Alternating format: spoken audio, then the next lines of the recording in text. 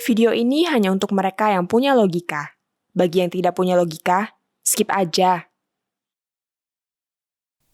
Kasus Edi Mulyadi yang dengan semena-mena menghina masyarakat Kalimantan Timur bukanlah kasus yang berdiri sendiri. Edi bukan cuma keseleo lidah. Sikap dia adalah arogansi yang memang khas dimiliki orang-orang dari mana ia berasal. Edi ini bukan orang sembarangan. Edi seringkali disebut di media sebagai jurnalis senior. Dia memang pernah bekerja sebagai wartawan harian Raja dan juga media Indonesia. Di akun media sosialnya, dia menggambarkan dirinya sebagai jurnalis, media trainer, dan konsultan praktisi PR. Tapi yang lebih penting, dia adalah ketua Aksi Mujahid 212. Sejak 2019, dia adalah sekjen Gerakan Nasional Pembela Fatwa Ulama. Jadi Anda bisa lihat, Edi adalah tokoh kubu 212.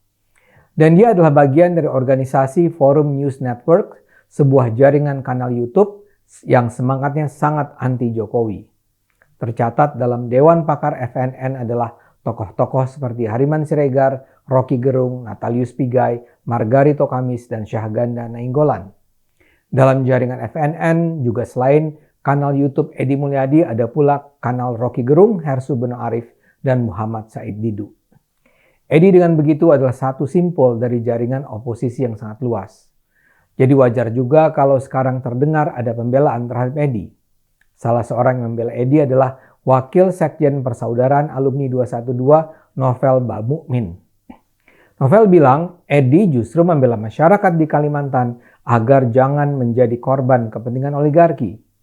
Dia menyebut kasus Edi ini dibesar-besarkan sebagai pengalihan isu oleh pemerintah terkait pemindahan ibu kota. Mantan Presiden PKS Tifatul Sembiring juga membela Edi. Menurutnya, kalimat jin buang anak itu bukan dalam konotasi merendahkan dan menghina. Itu sekedar ungkapan katanya, tentang tempat yang sepi, seram, dan jauh dari keramaian.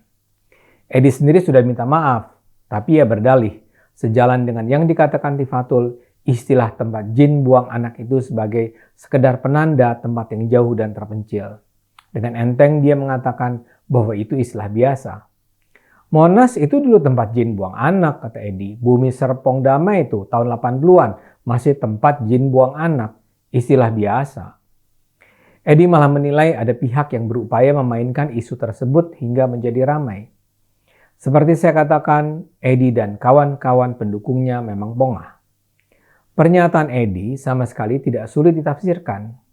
Dia secara jelas menghina wilayah yang akan dijadikan ibu kota baru Penajam.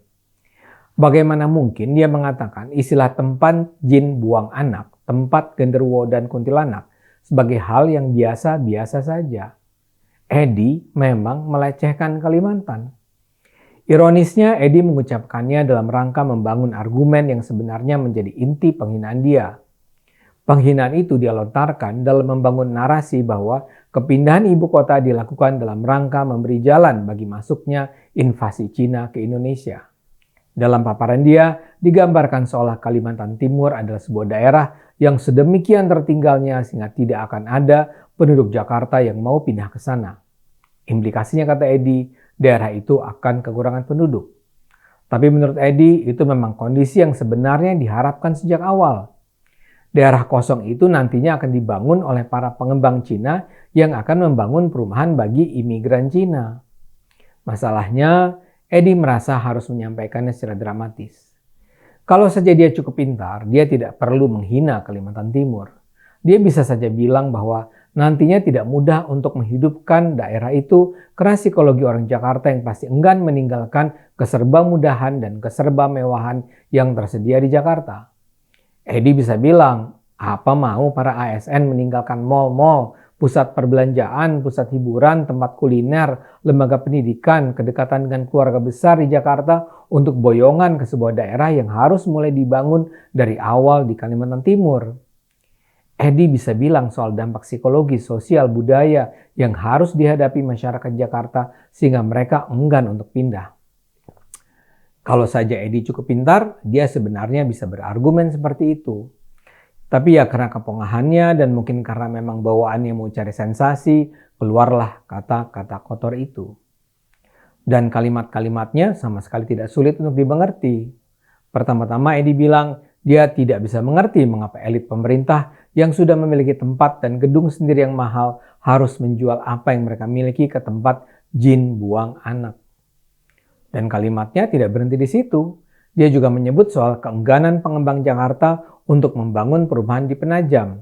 Menurut Edi, pengembang enggan karena tidak ada pasar bagi perumahan. Pasarnya siapa? Tanya dia. Kalau pasarnya Kuntilanak, Genderuwo, ngapain gua bangun di sana? Tutur Edi. Buat Edi, tidak akan ada orang Jakarta yang mau tinggal di Penajam. Dan ini diperburuk ketika orang yang duduk di samping Edi menyatakan hanya monyet yang mau pindah. Tapi barangkali ini memang karma buat Edi. Selama ini Edi sering bicara sembarangan. Nama Edi mulai mencuat belakangan ini terutama setelah dia seolah membeberkan kejanggalan dalam insiden tewasnya 6 laskar FPI di kilometer 50 tol Jakarta Cikampek. Dia dengan seenaknya menuduh polisi bohong karena menyatakan para anggota laskar FPI yang tewas itu membawa senjata tajam dan senjata api. Kata Edi, anggota laskar FPI sama sekali tidak diizinkan membawa senjata tajam dan api. Tentu saja pernyataan Edi itu dengan segera bisa dibantah, baik dengan bukti baku tembak di insiden KM50 itu maupun dengan fakta bahwa selama ini laskar FPI lazim terlihat berada di lapangan membawa senjata tajam. Edi bahkan diberitakan menyuap seorang warga agar bersaksi palsu tentang kasus penembakan 6 anggota FPI itu. Warga itu belakangan mengaku bahwa dia dibayar Rp150.000 oleh Edi untuk bercerita bahwa dia menyaksikan langsung penembakan tersebut dan bahwa laskar FPI tidak membawa senjata apa-apa sebelum terbunuh. Dengan kata lain, kalau cerita warga itu benar, Edi ini memang pembohong.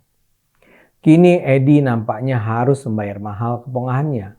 Begitu juga kawan-kawan Edi yang lain. Sebelum ini ada orang seperti Bahar Smith yang menghina Jenderal Dudung Abdurrahman sebagai kaum penyembah pohon. Atau ada juga anak muda yang menendang sesajen karena dianggap membawa malapetaka.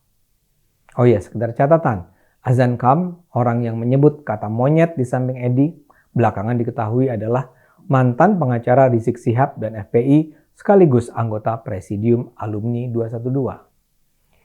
Mereka ini selama ini merasa paling mulia, paling benar, layak menghina mereka yang mereka anggap berada di bawah kasta lebih rendah. Kini mereka harus sadar bahwa kepongahan semacam itu bisa berdampak mahal. Ayo terus gunakan akal sehat, karena hanya dengan akal sehat bangsa ini akan selamat.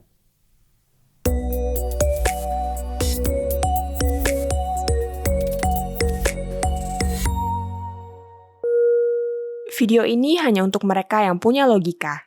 Bagi yang tidak punya logika, skip aja.